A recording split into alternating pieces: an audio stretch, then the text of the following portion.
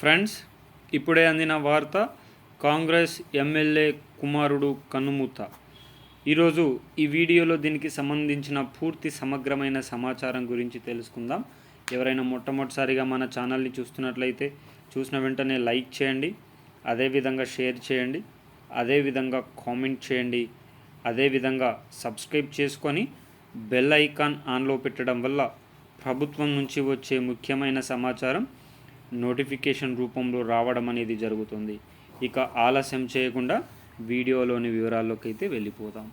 భారతదేశంలో ఇప్పటివరకు 2 పర్యాయాలుగా ప్రతిపక్షం అనేది లేని దేశంలో కాంగ్రెస్ పార్టీ అనూహ్యంగా పుంజుకొని 99 సీట్లు సాధించి 10 సంవత్సరాల తర్వాత ప్రతిపక్ష హోదాలో నిలిచిన సంగతి తెలిసిందే. భారతదేశంలో ప్రతిపక్ష హోదాలో కాంగ్రెస్ నిలవడానికి కారణమైన బీహార్ రాష్ట్రంలో ఒక ఎమ్మెల్యే ఇంట్లో తీవ్ర విషాదం అయితే చోటు చేసుకుంది. ఇక వివరాల్లోకి అయితే వెళ్ళిపోదాం. బీహార్లోని కడ్వా ఎమ్మెల్యే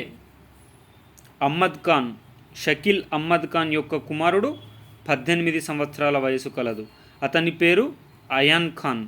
ఇతను ఉరి వేసుకొని ఆత్మహత్య చేసుకోవడం పట్ల తన తండ్రి షకీల్ అహ్మద్ తీవ్ర దుఃఖంలో మునిగిపోయినట్లు సమాచారం.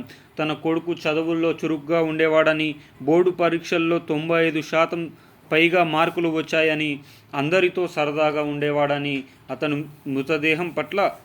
మృతి చెందడం పట్ల అనుమానం ఉందని తీవ్రంగా దుఃఖిస్తున్న తీరు రాష్ట్రంలోని ప్రజలందరినీ కూడా కలిచివేసిందని చెప్పుకోవచ్చు. దీనిని పోలీసులు పర్యవేక్షిస్తున్నట్లు సమాచారం.